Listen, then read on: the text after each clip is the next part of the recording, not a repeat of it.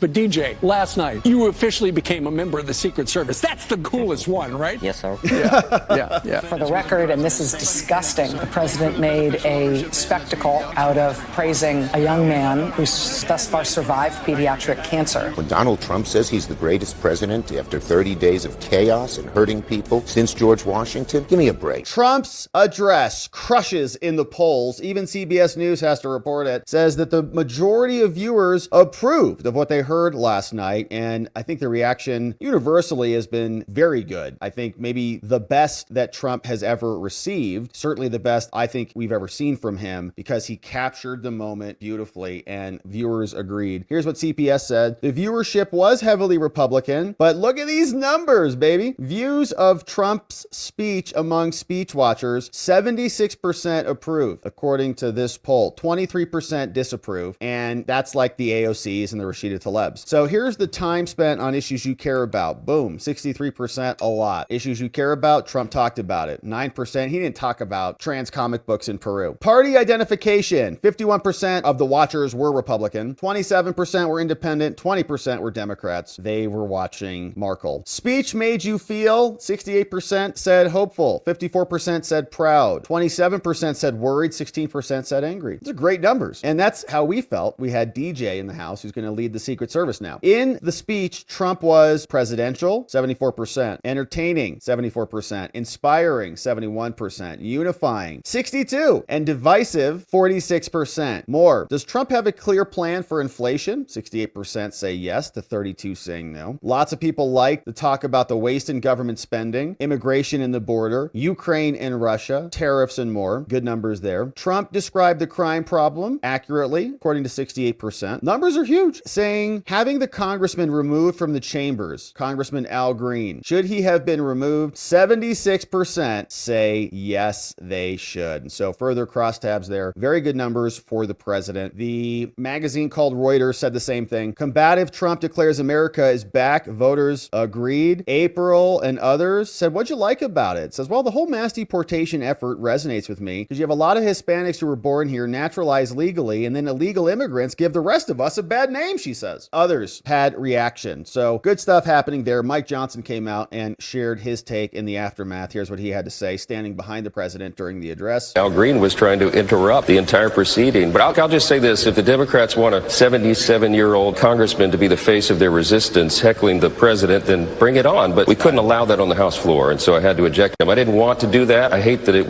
resorted to that, but we've got to keep decorum in the chamber. This used to be a celebrated event, pomp and circumstance, and both sides would applaud for the president. We did that for President Biden on the lines that were there, but last night the Democrats couldn't even stand for the Americans that President Trump was recognizing in the gallery. I mean, you had the families of, Jocelyn Nungaray and Blake and Riley and Corey Comparatore, Americans who had lost their lives. They couldn't stand and applaud for the capture of the terrorist mastermind of Abbeygate. It was really a sad affair. Very sad affair, but that is who the Democrats are. They are just mostly miserable folks. We know that Al Green is going to be hit with a censure resolution, and he can join the likes of pencil neck Adam Schiff as someone who is historically censured. But they couldn't even stand the Democrats for DJ, America's newest Secret Service agent, who's going to do a much better job than Kimberly Cheadle and her people who were trying, so-called, to protect the president. Here was an appearance over with Fox today. I'm his dad, but I realized I became his chauffeur. So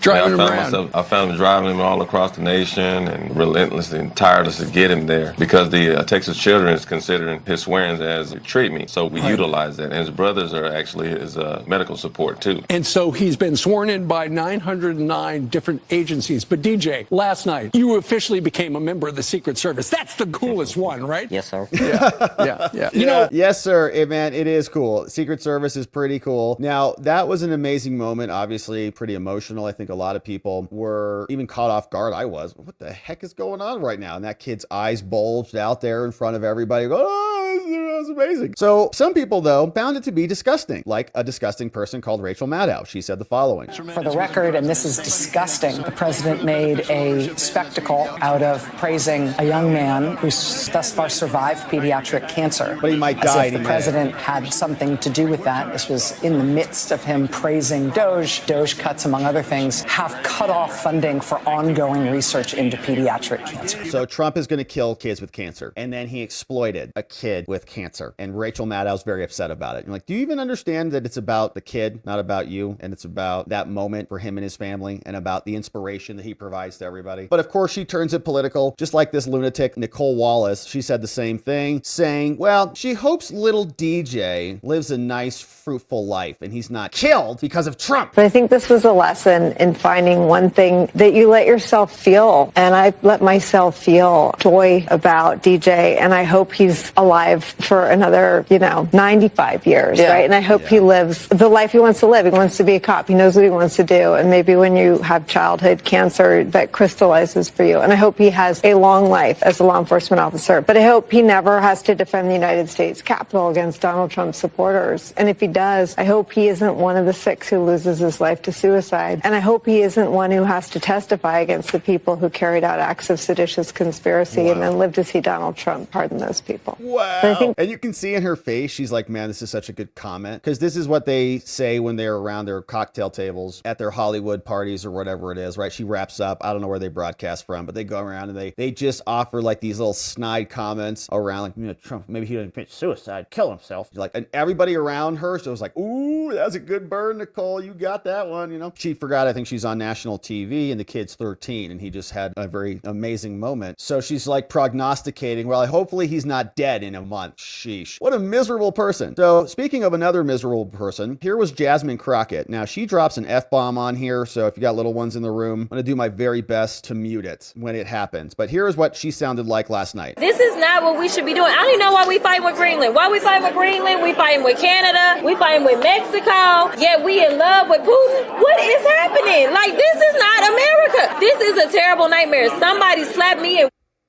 because I'm ready to get on with it. Okay, that's Jasmine Crockett. Probably hanging out with Nicole Wallace soon. Chuck Schumer, also very unhappy about all this. Here's how he sounded. You called it nasty. It was like 4 minutes into the speech when Congressman Al Green was yelling at the podium and he was escorted out. What was going through your head as you heard the congressman yelling? Well, look, the bottom line is lots of people are frustrated, but the best way to protest what Trump is doing what we are doing and many senators and many congressmen are doing, and that is organizing against these horrible policies of calling Social Security a Ponzi scheme and then slashing would you people rather, in Social would you Security rather offices. that Congressman So here's Green... what we're here. Let me just say the best answer, in my judgment, is to organize. So I put a call together last week with our activists. I thought 300-400 people would get on the phone. 3,000 people got on the phone. And what we all decided was we're going to focus our energy on the 6 Republican Congress members from New York because they hold the key to stopping these horrible policies. As you know, in the House, all you need 1 or 2. In the Senate, you need 3 or 4. We don't have Republican senators in New York, but in other states they're targeting And the New best York. way to organize and protest is to organize. Organizing is hard, but it's effective, and that's what we're doing. Well, let me ask a different way. Would you rather see Democrats more in line with what Senator Alyssa Slotkin was saying or more in line with what Congressman Al Green and people holding signs in the audience were doing last night? Look, I thought Alyssa Slotkin, I chose her because she is such one of our rising stars from the Midwest, won a race, knows how to talk to average folks, to working families, and she did a great job. And I think, again, the American people got more truth in 5 minutes of her speech than with all the lies, with all the misconceptions, with all the things that were departing from reality. When Donald Trump says he's the greatest president after 30 days of chaos and hurting people since George Washington, give me a break. Chuck Schumer, these last 30 days have been wins, delivering win after win after win. The only people that are hurting, in large part, are your constituents who are Democrat operatives, right? It's the people who make up their power base are the ones who are getting, well, the most loud over what is being done. Obviously, that's because it is impacting them. Congressman Tom Barrett also posted this. He says, I got to meet the newest member of the United States Secret Service today. There's DJ with his badge, close-up photo there, which is, of course, very fun. So shout out to them and to that congressman. And here was a little bit more of DJ explaining where he comes from and and what he is going to be doing. But you wanna know the craziest part? Because my mom bathes me and my brothers all together. And out of nowhere, I locked up. And then my dad was calling my name and I started going to the slow thing. And he said, stop playing with me. I ain't gonna lie, I started to act slow. And then as soon as he said that, we was speeding all the way, running lights, going to the hospital. And then next thing you know, I was seizing on the table. They said, nah, we gonna have to go in his brain tonight. Ever since then, I had 13 brain surgeries. And that's how many times my personality has changed. And that's something that you don't hear from a terminally ill child. They had 5 months to live. I'm gonna keep on going until my gas tanks run out. And that's when God calls you home. You never know when God's gonna call you home. I wouldn't be here if it wasn't for my dad. I know he's pretty proud of me and I'm pretty proud of him too. And I'd like to thank President Trump because if it wasn't for him, I wouldn't be here today. Man, amazing. So that kid is like wise beyond his years. Holy moly. That was pretty impressive. So that is the reaction from the Democrats to a very important speech. Couldn't even stand up for little DJ.